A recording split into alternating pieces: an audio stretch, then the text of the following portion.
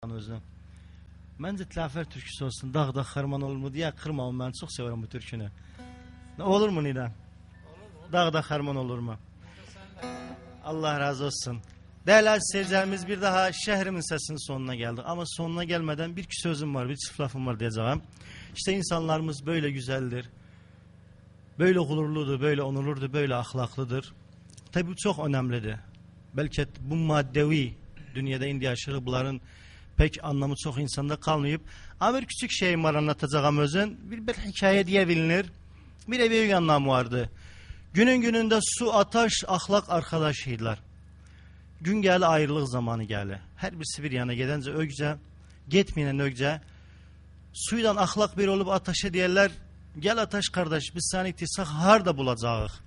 Ateş dönüp diğer yahu lampalarda, tendürlerde, ocaklarda, bacalarda harda ısıntı var ise orada bulacaksınız beni. Döner ateşten ahlak suya diyorlar. Su kardeş, seni itirsek harda bulacağız. Su dönüp diğer kardeşim. Nehirlerde, denizlerde, ırmaklarda, şellalelerde harda yemyeşillik, avadanlık var, ben oradayım. Şimdi suydan ateş bir olup dönüp ahlaka diyorlar. Ahlak kardeş, gel seni itirsek harda tapacağız, harda bulacağız. Ahlak dönüp diğer, beni itirseniz bir daha bulmazsınız. Ve bizim milletimiz her vakit ahlakına, her vakit kültürüne, diline inşallah sahip çıkacaktı. Sözüm buydu. İnan ben burada çok coştum bu söz diyerken. Yani çünkü gerçekten büyük bir anlam taşır. Ve inşallah bir daha bir programdan görüşmek üzere. Hapuzun gözden öperem. Bakak kervanımız bu zaman hara gidecekti. Naolçuluğumuz harda olacaktı. O zamana göre inşallah. Şimdi bir el sallayacak diyeceğiz. Eyvallah. Bir el sallasak değerli seyircilerimize hapımızda böyle bir vedalaşsak. Değerli Türkmen kalası Tləfer'den bugün size seslendik. O Tləfer türküsüyle bitirecek özün. Dağda harman olur mu? Begef farman olurdu. Ben yandım küle döndüm küle derman olur mu?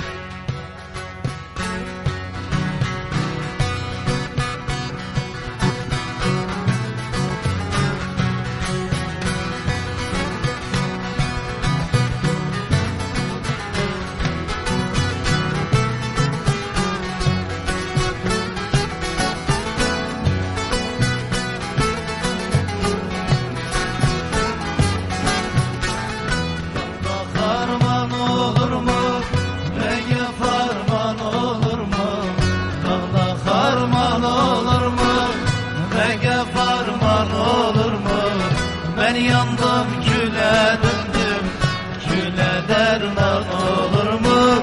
Ben yandım küle döndüm küle derman olur mu?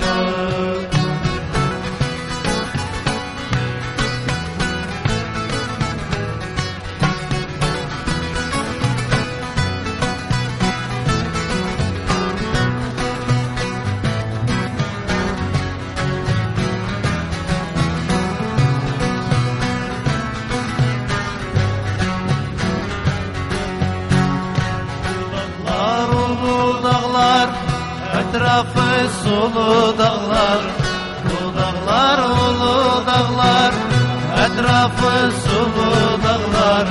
Ben derdimi sevmezsem, dağlar ulu dağlar. Ben derdimi söylesem, dağlar ulu dağlar. Farman olur mu? Mege farman olur mu? Dağda harman olur mu? Mege farman olur mu? Ben yandım küle döndüm küle derman olur mu?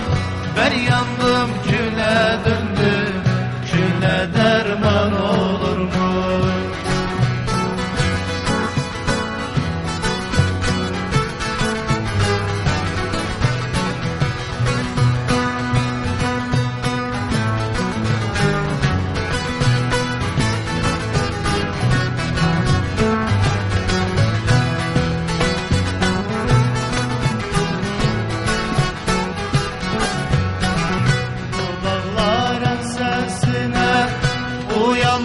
Yar sesine, bu dağların sesine, uyandım yar sesine. Yarım keklik men avcı